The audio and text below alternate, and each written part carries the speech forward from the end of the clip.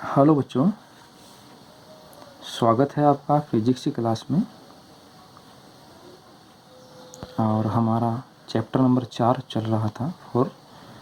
Chapter 4 हमारा chapter का नाम था हमारा कैपेसिटर्स एंड डाइलेक्ट्रिक्स, और हम हिंदी में बोलते हैं संधारित्र और परावैद्युत। तो इसी में हमारा आज का टॉपिक है विलगित गोलीय चालक की धारिता। इंग्लिश में बोला जाता है capacity of an isolated spherical conductor. सबसे पहले ये तो आप समझ ही गए हैं कि हमारे पास कोई गोलीय चालक है। गोलीय मतलब एक गोले की तरह का एक स्फेरिकल कंडक्टर। अब इसमें एक वर्ड आया है विलगित। विलगित का मतलब हमारा या आइसोलेटेड बोल सकते हैं इंग्लिश के अंदर। तो इसका हमारा एक ये अर्थ होता है कि हमारा एक ऐसा कंडक्टर जो किसी भी तरीके से किसी अन्य कंडक्टर से ना जुड़ा हो, वो अपने आप में पूर्णतया फ्री हो, स्वतंत्र हो। अगर हम उसको चार्ज देते हैं तो वो चार्ज केवल उसी के ऊपर रहना चाहिए, कहीं अन्य नहीं जाना चाहिए। तो हमारा आइसोलेटेड मतलब अलग थलग, बिल्कुल अकेला कंडक्टर। तो इसी कड़ी में मैं यहाँ एक स्फेरिकल कंडक्टर बना रहा हूँ।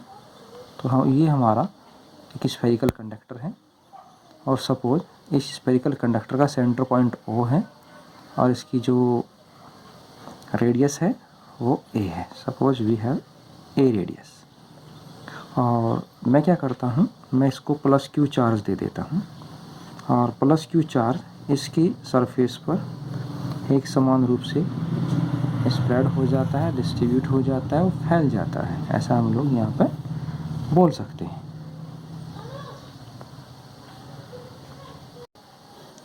तो अब अगर चालक पर हमारा जो कंडक्टर है इस पर हमने प्लस Q चार्ज दिया और वो चार्ज इसकी सरफेस पर फैल गया, तो यहाँ पर मैं ये भी कह सकता हूँ कि हमारा चालक के पृष्ठ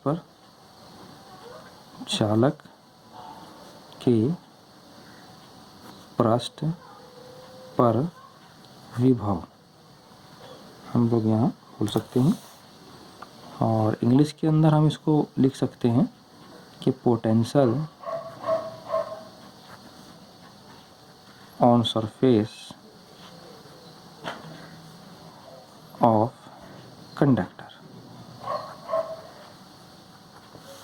तो ये जो मैंने यहाँ पे पोटेंशियल निकाला, ये V बराबर हमारा पोटेंशियल का जनरल फॉर्मूला होता है 1/4πε0K, जहाँ K हमारा क्या है, ये मीडियम का डाइलेक्ट्रिक कांस्टेंट है, जिसे हम लोग हिंदी में परावैद्युतांक बोलते हैं।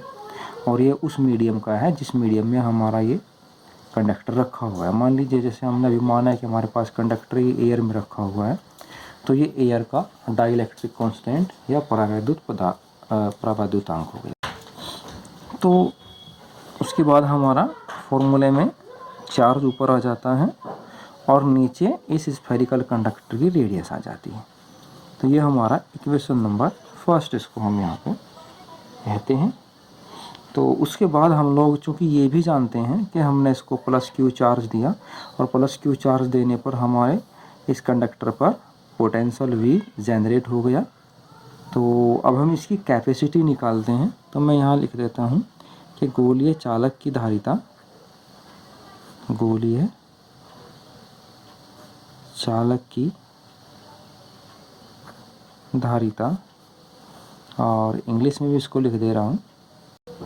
मैंने इसको इंग्लिश में भी लिख दिया है कि कैपेसिटी ऑफ स्फेरिकल कंडक्टर। तो C बराबर हमारा Q/V आ जाता है। C इक्वल टू Q/V हमारा यहाँ पर आ जाता है।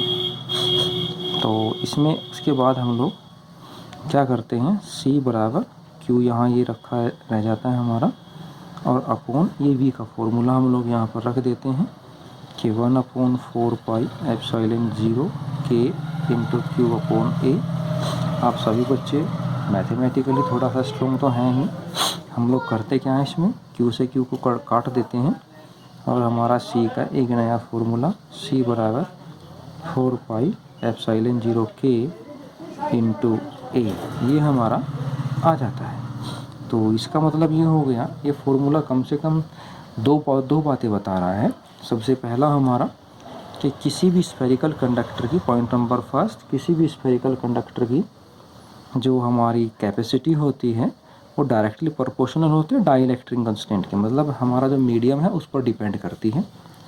और हमारा सेकंड पॉइंट में ये बता रहा है कि हमारा जो है ये C ये डायरेक्टली प्रोपोर्शनल है उसकी रेडियस के, त्रिज्या के। तो हमारी जो चालक की धारिता है वो उसकी त्रिज्या के और परावैद्युतांक दोनों के डायरेक्टली प्रोपोर्शनल, अर्थात हमारा अनुक्रमानुपाती या समानुपाती जो भी आप बोले दोनों में से वो सब हमारा है यहाँ पे।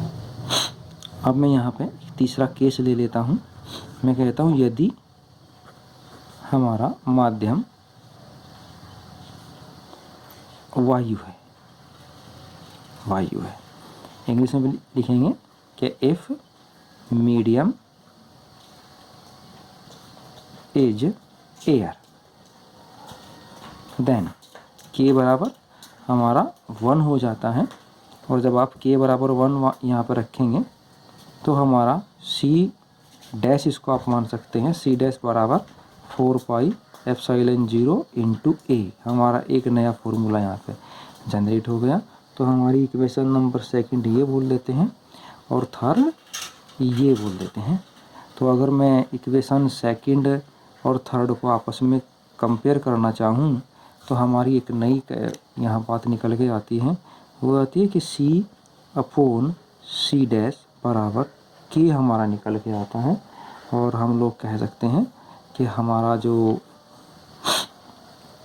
अब इसको हम लोग जनरली वर्बली, हालांकि हमारे से मतलब इजीली पूछा नहीं जाता है, लेकिन हमारा एक बहुत कॉमन और बहुत ख़ास पॉइंट ये बन जाता है कि हमारे किसी भी स्फेरिकल कंडक्टर की किसी मीडियम में जो कैपेसिटी होती है और फिर एयर की कैपेसिटी होती, एयर में कैपेसिटी होती है, तो उन दोनों का जो अपना रेशियो होता है कि वो मीडियम के डाइलेक्ट्रिक कांस्टेंट के बराबर हो जाता है।